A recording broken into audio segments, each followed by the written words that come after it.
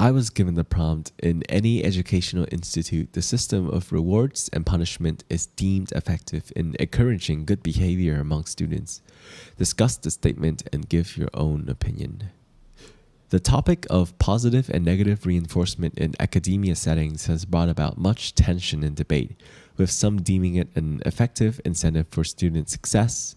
In this speech, I will look at this phenomenon regarding its effects on students and both of its present and future implications. First and foremost, by way of using positive and negative reinforcement, we are only instilling upon these impressionable and less than perfect adolescents a sense of discipline and molding them into the respectable and responsible adults that we expect of them and that they could be.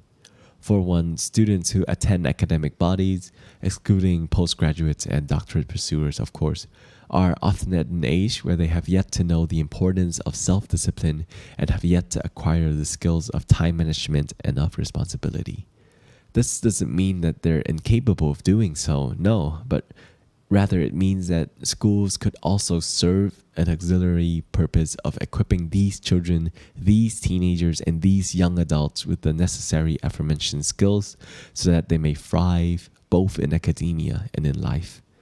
To advance this further, positive reinforcement with the right application could also serve to set the precedent for students' development. What I mean by this is that by rewarding students for exemplary actions and for good behaviors, we set the precedent for them to develop commendable attitudes, for them to develop a healthy mindset regarding work, and for these to later combine to create successful employees, to create the productive workers and the dependable co-workers of the future that we as a society so sorely need. As a case in point, the book How to Win Friends and Influence People by Dale Carnegie outlined a particular case of construction workers whose productivity and job loyalty both skyrocketed after receiving more positive reinforcement.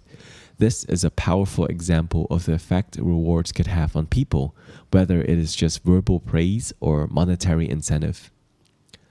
On the other hand, a reliance on extrinsic motivations could rob students of any autonomy that they may have.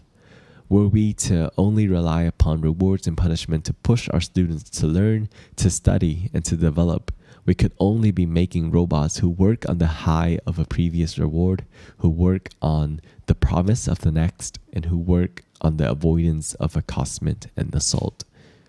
This is especially true at such a crucial and developmental time frame where the groundwork for the rest of these growing children, of these growing adolescents are laid, and an over-reliance on external incentive could kill any hope of initiative and of autonomy. Furthermore, in academia specifically is where negative reinforcement is such a bad idea because it models and conditions violence. To dive into this further, teaching our student to resort to punishment to solve problems could only lead to them modeling this behavior. It is often said that to a hammer, every problem looks like a nail, and to these victims of abuse, violence will be the solution to their every problem. This will lead to an advanced rate of bullying in schools, of violence and crime in society, but perhaps most disastrous of all, an utter and complete disbelief in learning and in education, fostering self-punishment and hatred, and furthermore, disillusioning students to all of academia.